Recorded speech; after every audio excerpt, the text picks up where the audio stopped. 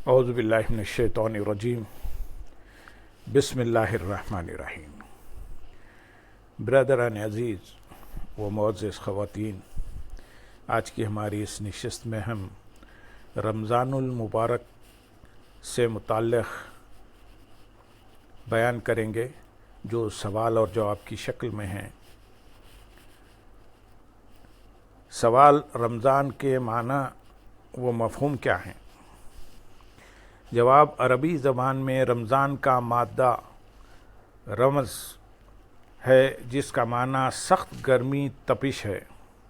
رمضان میں چونکہ روزہ دار بھوک و پیاس کی حدت اور شدت محسوس کرتا ہے، اس لیے اسے رمضان کہا جاتا ہے۔ ملا علی قاری فرماتے ہیں کہ رمضان رمضاء سے مشتق ہے، اس کا معنی سخت گرم زمین ہے، لہذا رمضان کا معنی سخت گرم ہوا۔ رمضان کا یہ نام اس لیے رکھا گیا ہے کہ جب عربوں نے پرانی لغت سے مہینوں کے نام منتقل کیے تو انہیں اوقات اور زمانوں کے ساتھ موسوم کر دیا جن میں وہ اس وقت واقع تھے۔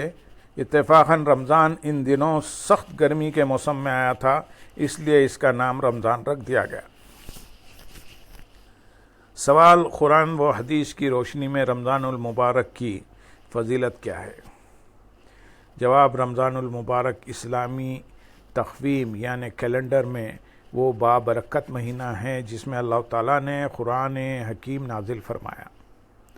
رمضان المبارک کی ہی ایک رات، ایک بابرکت شب آسمان دنیا پر پورے قرآن کا نزول ہوا، لہذا اس رات کو اللہ رب العزت نے تمام راتوں پر فضیلت عطا فرمائی اور اسے شب قدر قرار دیتے ہوئے ارشاد فرمایا: لیلۃ القدر خیر من الف شہر۔ شب قدر فضیلت و برکت اور اجر و ثواب میں 1000 مہینوں سے بہتر ہے۔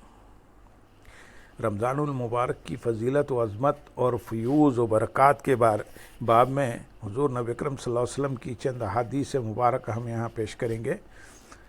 حضرت ابو ہریرہ رضی اللہ تعالیٰ عنہ سے مروی ہے کہ حضور نبی اکرم صلی اللہ علیہ وسلم نے فرمایا: جب ماہ رمضان آتا ہے تو جنت کے دروازے کھول دیے جاتے ہیں اور دوزخ کے دروازے بند کر دیے جاتے ہیں اور شیطانوں کو پابند زنجیر کر دیا جاتا ہے۔ رمضان المبارک کے روزوں کو جو امتیازی شرف اور فضیلت حاصل ہے، اس کا اندازہ حضور نبی اکرم صلی اللہ علیہ وسلم کی اس حدیث مبارکہ سے لگایا جا سکتا ہے۔ حضرت ابو ہریرہ رضی اللہ تعالیٰ عنہ سے مروی ہے کہ حضور نبی اکرم صلی اللہ علیہ وسلم نے فرمایا: جو شخص بحالت ایمان ثواب کی نیت سے رمضان کے روزے رکھتا ہے، اس کے سابقہ گناہ بخش دیے جاتے ہیں۔ رمضان المبارک کی ایک ایک ساعت اس قدر برکتوں اور سعادتوں کی حامل ہے کہ باقی 11 ماہ مل کر بھی اس کی برابری وہ ہم سری نہیں کر سکتے۔ قیام رمضان کی فضیلت سے متعلق حضرت ابو ہریرہ رضی اللہ تعالیٰ عنہ سے مروی ہے کہ حضور نبی اکرم صلی اللہ علیہ وسلم نے فرمایا: جس نے رمضان میں بحالت ایمان ثواب کی نیت سے قیام کیا تو اس کے سابقہ تمام گناہ معاف کر دیے جائیں گے۔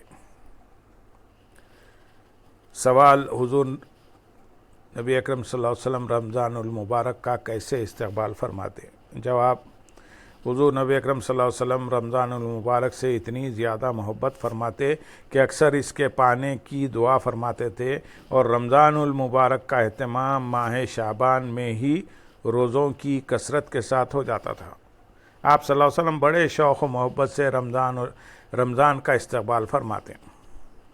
حضور نبی اکرم صلی اللہ علیہ وسلم اس مبارک مہینے کو خوش آمدید کہہ کر اس کا استقبال فرماتے اور صحابہ کرام سے سوالیہ انداز میں 3 بار دریافت کرتے: کون تمہارا استقبال کر رہا ہے اور تم کس کا استقبال کر رہے ہو؟ حضرت عمر بن خطاب رضی اللہ تعالیٰ عنہ نے عرض کیا: یا رسول اللہ صلی اللہ علیہ وسلم، کیا کوئی وحی اترنے والی ہے؟ فرمایا: نہیں۔ عرض کیا: کسی دشمن سے جنگ ہونے والی ہے؟ حضور نبی اکرم صلی اللہ علیہ وسلم نے فرمایا: نہیں۔ عرض کیا: پھر کیا بات ہے؟ آپ صلی اللہ علیہ وسلم نے فرمایا: بے شک اللہ تعالیٰ ماہ رمضان کی پہلی رات ہی تمام اہل قبلہ کو بخش دیتا ہے۔ حضرت انس رضی اللہ تعالیٰ عنہ سے مروی ہے کہ جیسے ہی ماہ رجب کا چاند طلوع ہوتا تو آپ صلی اللہ علیہ وسلم کے حضور یہ دعا فرماتے، آپ صلی اللہ علیہ وسلم اللہ تعالیٰ کے حضور یہ دعا فرماتے، اے اللہ ہمارے لیے رجب، شعبان اور بالخصوص ماہ رمضان کو بابرکت بناتے۔ حضرت اسامہ بن زید رضی اللہ تعالیٰ عنہ روایت کرتے ہیں کہ میں نے عرض کیا، یا رسول اللہ صلی اللہ علیہ وسلم، جس قدر آپ شعبان میں روزے رکھتے ہیں اور اس قدر میں نے آپ کو کسی اور مہینے میں روزے رکھتے ہوئے نہیں دیکھا۔ آپ صلی اللہ علیہ وسلم نے فرمایا، یہ ایک ایسا مہینہ ہے جو رجب اور رمضان کے درمیان میں آتا ہے اور لوگ اس میں غفلت برتتے ہیں، حالانکہ اس مہینے میں پورے سال کے عمل اللہ تعالیٰ کی طرف اٹھائے جاتے ہیں، لہذا میں چاہتا ہوں کہ میرے عمل روزہ دار ہونے کی حالت میں اٹھائے جائیں۔ ام المومنین حضرت ام سلمہ رضی اللہ تعالیٰ عنہ بیان کرتی ہیں کہ انہوں نے حضور نبی اکرم صلی اللہ علیہ وسلم کو مسلسل 2 ماہ تک روزے رکھتے نہیں دیکھا، مگر آپ صلی اللہ علیہ وسلم شعبان المعظم کے مبارک ماہ میں مسلسل روزے رکھتے کہ وہ رمضان المبارک کے روزوں سے مل جاتا۔ ماہ شعبان ماہ رمضان کے لیے مقدمے کی مانند ہے، لہذا اس میں وہی اعمال بجا لانے چاہیے جن کی کثرت رمضان المبارک میں کی جاتی ہے، یعنی روزے اور تلاوت قرآن۔ علامہ ابن رجب حنبلی رحمۃ اللہ علیہ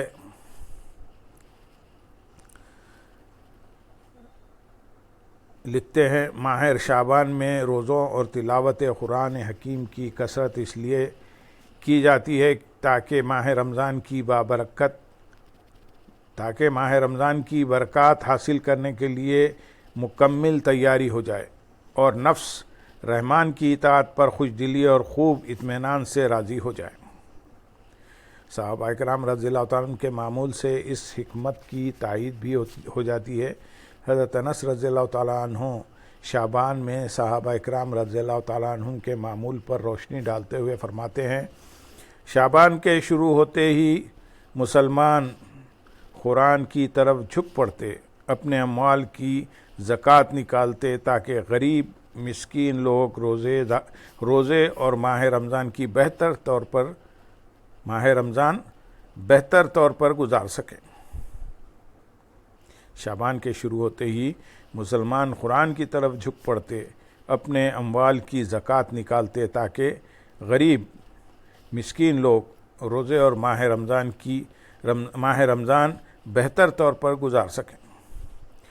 اللہم صلی علی سیدنا محمد وعلی آل سیدنا محمد وبارک وسلم، وآخر دعوانا ان الحمد للہ رب العالمین۔